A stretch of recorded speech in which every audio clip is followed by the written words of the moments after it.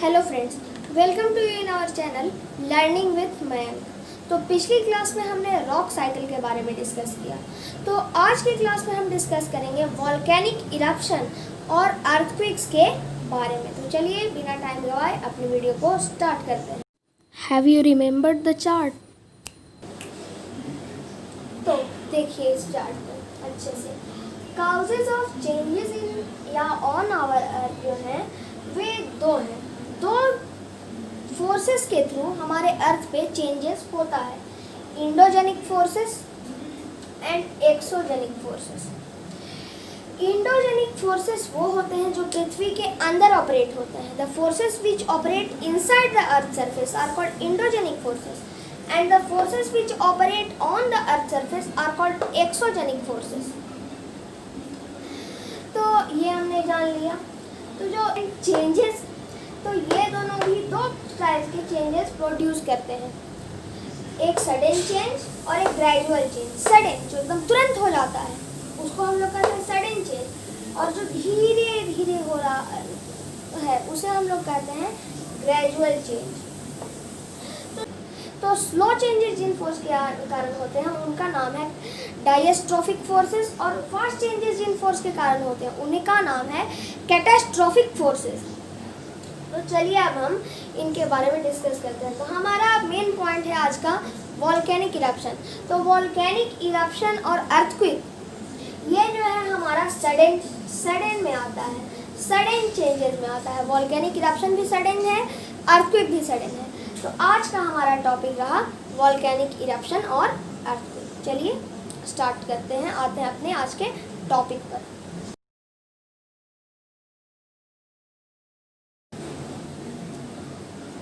तो चलिए सबसे पहले हम लोग पढ़ते हैं वॉल्केनिक इरप्शन के बारे में। वॉल्केनिक इरप्शन या वॉल्केनोस।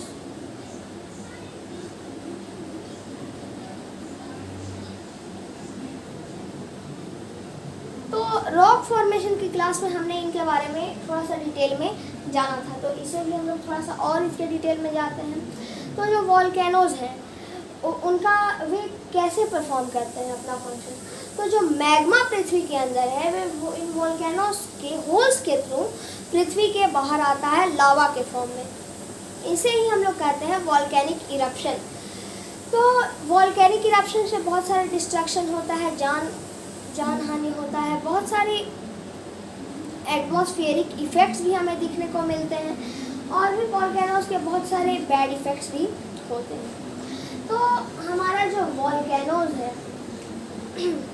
तो वॉल्केनोज जो है उन्हें डिफरेंट पार्ट्स में हम लोग क्लासीफाई करते हैं। तो according to how often they erupt they are classified into 3 types.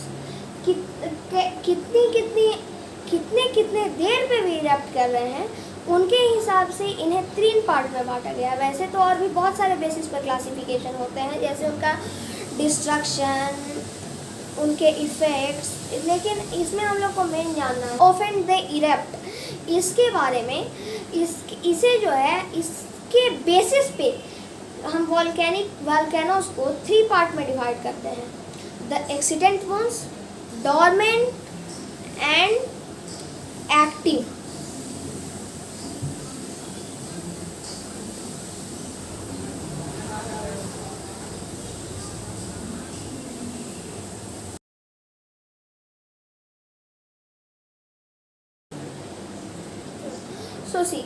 तो पहले एक्सीडेंट क्या होते हैं?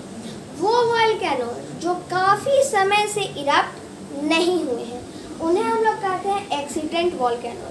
मतलब ये बहुत समय से इरप्ट नहीं हुए हैं, अबाउट मिलियंस ऑफ ईयर से भी वे इरप्ट नहीं हुए हैं, उन्हें हम लोग कहते हैं एक्सीडेंट वॉल्केनो। इसे आप डेड वॉल्केनो के रूप में जान सकते हैं। मतलब ये बहुत ही सालों से सदियों से भी इरप्ट नहीं हुए हैं और उनके इरप्शन का ज़्यादा कोई चांस नहीं है। तो वैसे वॉल्केनोज को हम लोग कहते हैं एक्सीडेंट वॉल्केनोज।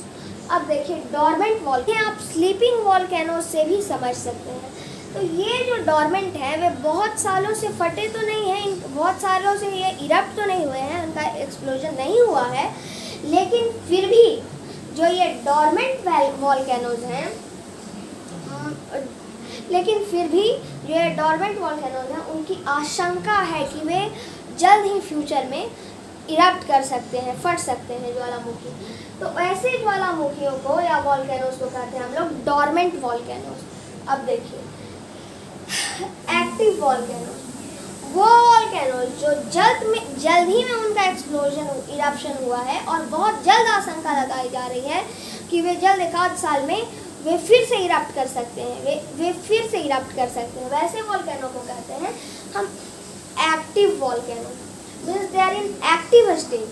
तो ये जो है according to how often the volcano erupt, they are classified into two part, extinct, dormant and active, जिसके बारे में हमने डिस्कस कर लिया। तो अब देखिए अब क्या है कि हमने प्रिकॉशंस क्या लेनी है अपने आप को वॉल्केनिक इरप्शन से बचाने के लिए।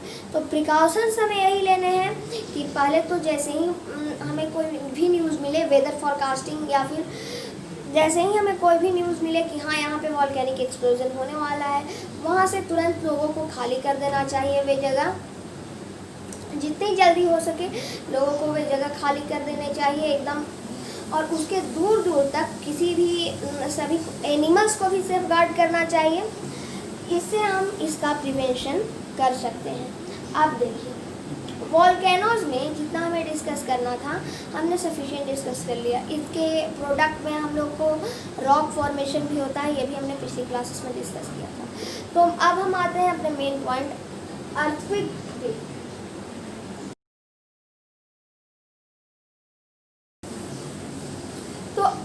तो अर्थक्वेक क्या है?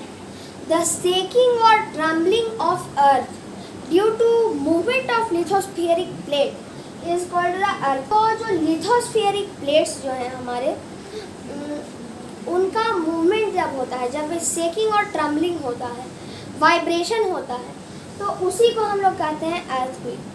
कभी कभी जो दो प्लेट्स हैं वे आपस में ही रगड़ाते हैं और रगड़ाने के कारण उनमें वाइब्रेशन उत्पन्न होता है। तो ये जो वाइब्रेशन है उसी के कारण हमें अर्थक्वेक के इफ़ेक्ट्स देखने को मिलते हैं, जो कि बहुत ही डिस्ट्रक्टिव होते हैं। तो देखिए जैसे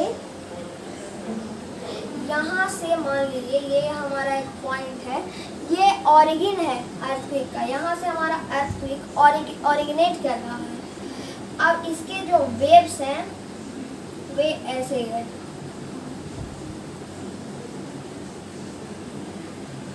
और यहाँ पे है हमारा सरफेस, यहाँ पे है उसका सेंटर, और इसे आप सरफेस के सराउंडिंग एरियाज के रूप में ले सकते हैं। तो देखिए, तो जहाँ से हमारा अर्थक्वेक ऑरिजिनेट कर रहा है, इस पॉइंट को हम लोग कहते हैं फोकस।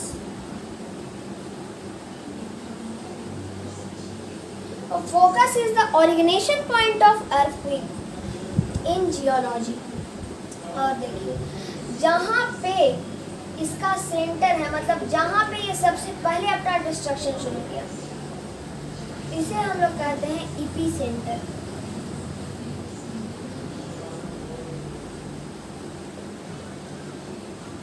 तो ये है हमारा फोकस ओरिजिनेशन पॉइंट और ये इपी सेंटर। अब देखिए क्या होगा, यहाँ जो है सबसे ज़्यादा डिस्ट्रक्शन हमारा इसी एरिया में होगा।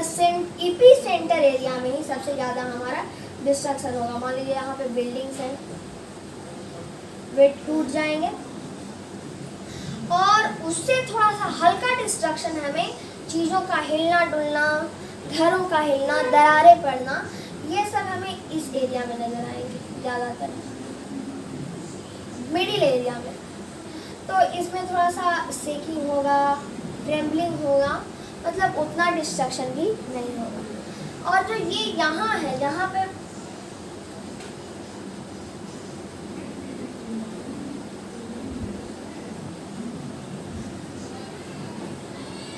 और जो ये यहाँ है, जहाँ पे बहुत ही कम इफेक्ट है, वहाँ पे हमारा ज़्यादा कुछ नहीं, बस हल्का झटका महसूस होगा, जो कि हमें फील भी नहीं होता है, बहुत कम। तो इसे तो यही जो है हमारे अर्थक्वेक का डिस्ट्रक्शन ऐसे ही होता है। तो अब देखिए,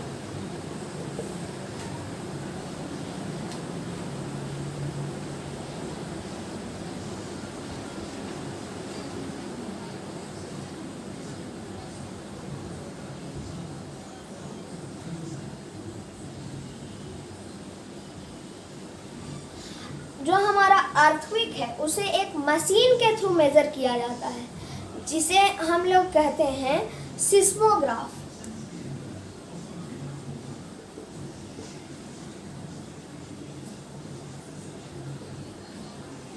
सिस्मोग्राफ एक मशीन है जिसके थ्रू हम अर्थक्वेक के मैग्नीट्यूड्स को मेजर करते हैं, उनके डिस्ट्रक्शन को मेजर करते हैं। Through which device? Through the seismograph and the scale used to measure the earthquake, उसे हम लोग कहते हैं रिचर स्केल।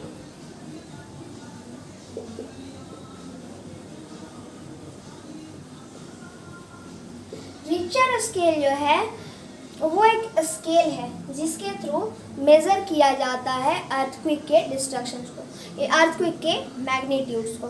ये मशीन है सिस्मोग्राफ और ये मेजरिंग स्केल है हमारा। और इन सिस्मोग्राफ के अर्थक्वेक के स्टडी को हम लोग कहते हैं सिस्मोलॉजी। सिस्मोलॉजी क्या है? Study of earthquake. अब कितना डिस्ट्रक्शन हो रहा है अर्थक्वेक से, उस बेसिस पे अर्थक्वेक को हम लोग 3 भागों में क्लासिफाई करते हैं। डिस्ट्रक्शन,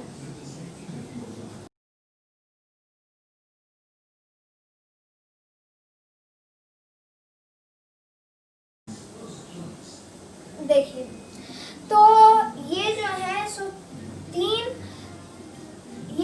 सो तीन टाइप्स हैं जिसपे हम डिस्ट्रक्शन का और अर्थक्वेक को हम लोग मेजर कर सकते हैं। तो देखिए 0 से 3 तक जिनका अर्थक्वेक का यदि मैग्नीट्यूड किसी भी एरिया में 0 से 3 तक है तो उसे हम लोग कहते हैं मैग्नीट्यूड, मुझे लिखना नहीं है। तो यदि 0 से 3 तक मैग्नीट्यूड है तो उसे हम लोग कहते हैं माइल्डर अर्थक्वेक। और यदि 3 से 6 तक है मैग्नीट्यूड तो उसे हम लोग कहते हैं जनरल अर्थक्वेक। और यदि 6 से ग्रेटर है, एबव देन 6, ग्रेटर देन 6, तो उसे हम लोग कहते हैं स्विर्व अर्थक्वेक। तो माइल्डर अर्थक्वेक में उतना ज़्यादा हमें कुछ पता नहीं चलता है, बल्कि हल्का हमें झटका सा लगता है अर्थक्वेक में। जनरल अर्थक्वेक में हल्का सामान, हमारे घर के अंदर का सामान तथा कहीं कहीं दरारें देखने को मिल सकती हैं। स्विर्व अर्थक्वेक में बहुत ही ज़्यादा डिस्ट्रक्शन होता है, मतलब घरों का गिरना, पेड़ों का गिरना, इलेक्ट्रिक पोल्स का गिरना, पूरा तबाही मच जाती है स्विर्व अर्थक्वेक में। ये देखिए, ये हमने जान लिया। तो इंडिया में गुजरात के कच्छ एरिया में 2001 में एक अर्थक्वेक हुआ था जो कि स्विर्व अर्थक्वेक था, जिसका मैग्नीट्यूड अराउंड 7 था, जिसमें बहुत ही ज़्यादा डिस्ट्रक्शन हुआ था और बहुत सारा लाइफ और प्रॉपर्टी का लॉस हुआ था। ये हमने जान लिया।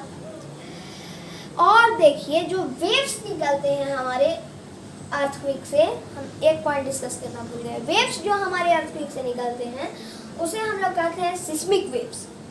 तो सिस्मिक वेव्स जो हैं, जो कि अर्थ के अंदर से प्रोड्यूस होते हैं, उसकी के बेसिस पे हम लोग अर्थ के इंटीरियर का भी स्टडी करते हैं। तो सिस्मिक वेव्स जो हैं वे हमारे पास 2 प्रकार के होते हैं। Seismic waves are of 2 types.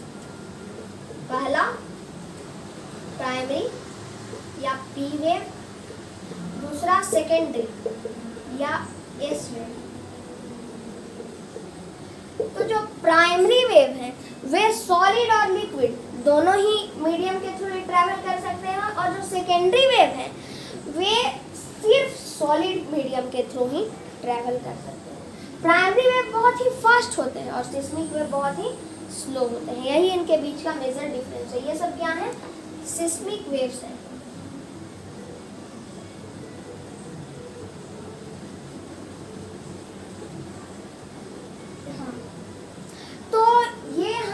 Study किया, मेनली अर्थक्वेक के बारे में पूरा डिटेल स्टडी किया हमने। तो आगे का हम लोग अगली वीडियोस में डिस्कस करेंगे। आज की क्लास में बस इतना ही फ्रेंड्स, तब तक के लिए धन्यवाद, bye bye, have a nice day.